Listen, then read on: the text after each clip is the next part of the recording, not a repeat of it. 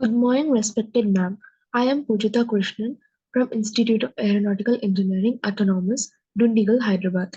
I am from Electronics and Communication Department, Section B. My roll number is 21951A0477.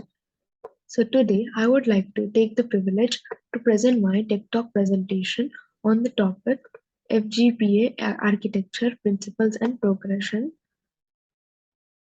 and on the subject digital design. Let's get into our presentation.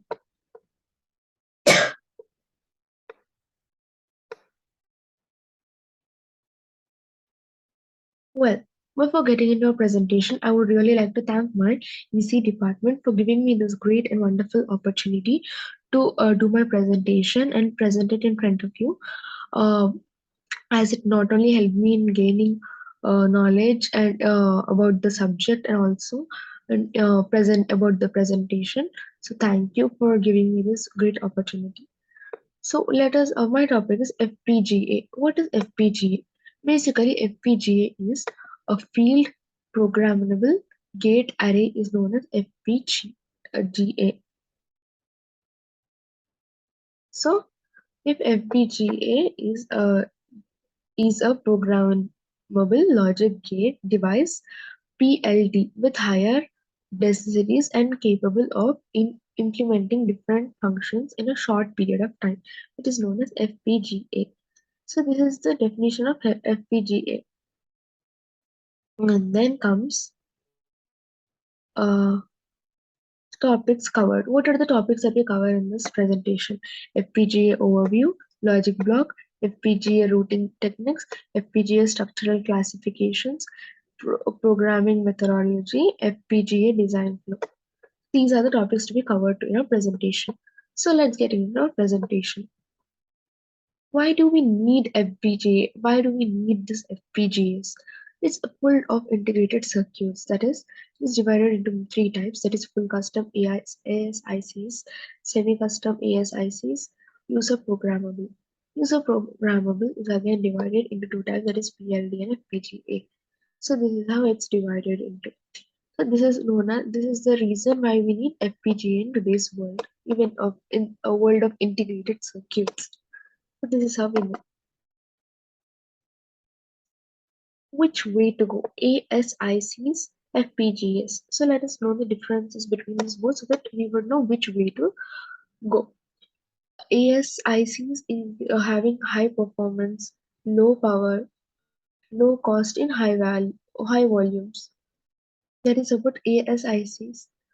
In the same way, FPGAs is off the shelf, low development cost, short time to market, programmable. So that is about FPGAs, reprogrammable.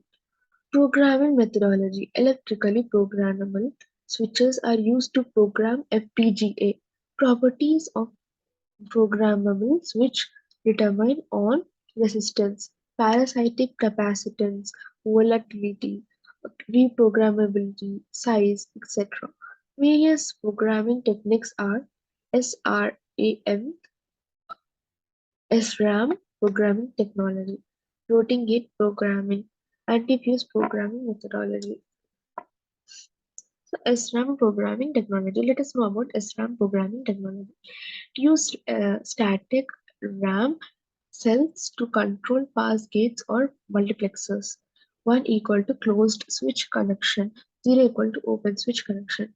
For MUX, that is multiplexer, SRAM determines the MUX input selection process. Advantage: fast reprogrammability. And then comes standard integrated circuit process tech. Disadvantage is SRAM volatile and requires large area. So let us know what is floating gate programming. What is floating gate programming? Floating gate programming is tech used in EPROM, and EEPROM devices is used. EPROM and EEPROM devices is used. Switch is disabled by injecting charger on gate 2 using high voltage between gate 1 and drain. The charge is removed by UV light. Advantage: no external permanent memory is needed to program it at power up. Disadvantages: the extra processing steps, starting static power loss due to pull-up resistor and high-on resistance. So these are the disadvantages. Moving on to our next slide, which states anti-fuse programming methodology. What is anti-fuse programming methodology? Two-terminal device with an unprogrammed state present a very high resistance. By applying high voltage, create a low resistance link. Advantage: small size, low series resistance, and low parasitic capacitance. These are the advantages of anti-fuse programming methodology.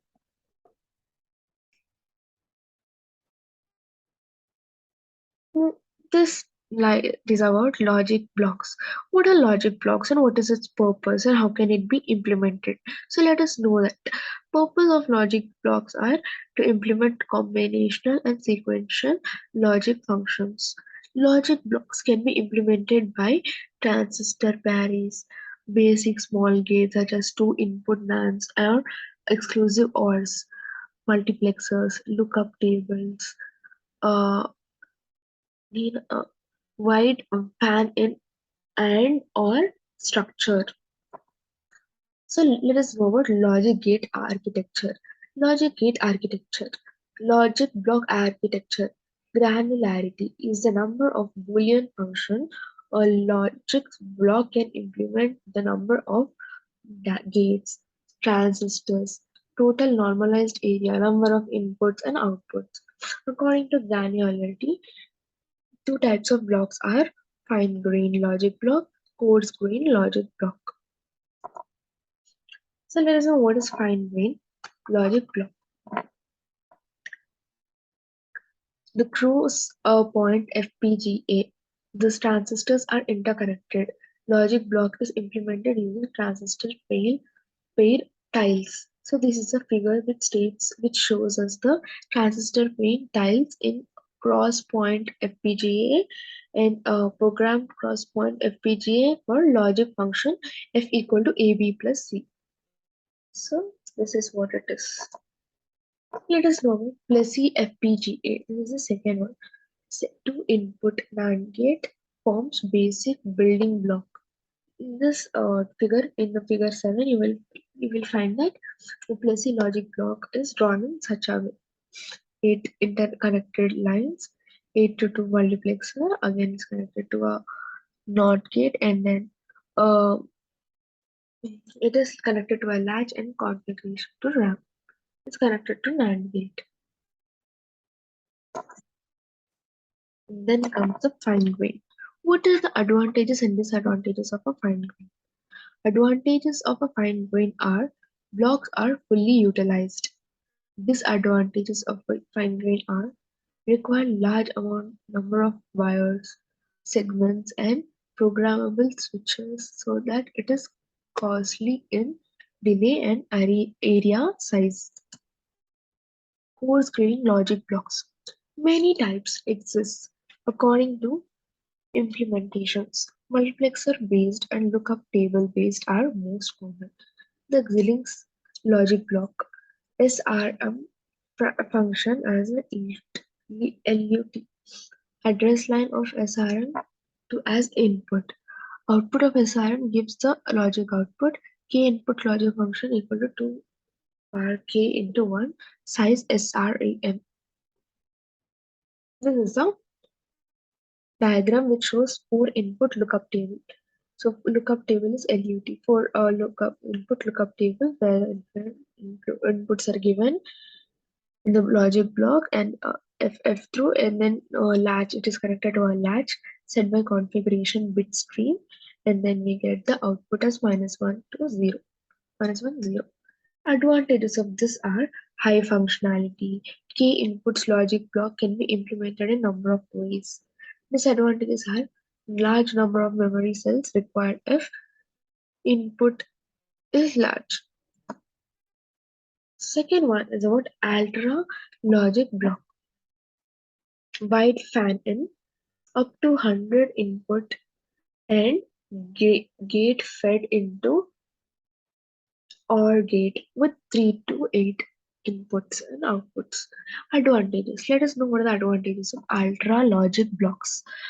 Few logic block can implement the entire functionality. Less area is required.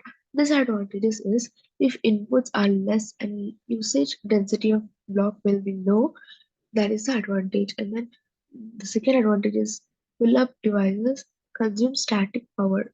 So these are the disadvantages of ultra logic block thing. Effects of granularity on FPGA density and performance. Trade-off. Granularity increase. Blocks less. More functional blocks, more area. Area is normally measured by total number of bits needed to implement the design. So look at the example. FPGA routing techniques compromises of programmable switches and wires, provides connection between input and output blocks, logic blocks, etc. Routing decides logic block density and area consumed. Different routing techniques are Xilinx routing architecture, Actel routing methodology, Altera routing methodology. So these are the three different routing techniques. Let us know what is Xilinx routing architecture. Connections are made through a connection block. SRAM is used to implement LUT, that is lookup table. So connection sites are large. Pass transistors for connecting output pins. Multiplexers for input pins. Wire segments used are general purpose segments, direct interconnect, long lines, clock lines. Actel routing methodology. More wire segments in horizontal direction. Input and output vertical tracks can make connection with every horizontal track. Routing is flexible. Drawbacks are more switches are required. That means more capacitive load is required, just as seen in the given figure.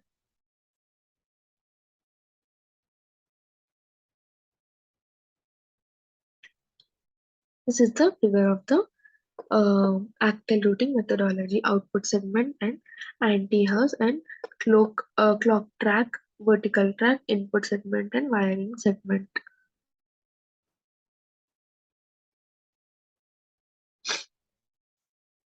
The next slide shows that ultra routing methodology. It has two-level hierarchy. First level is equal to or greater than 16 or 32 of the logic. Blocks are grouped into a logic array block. Lab.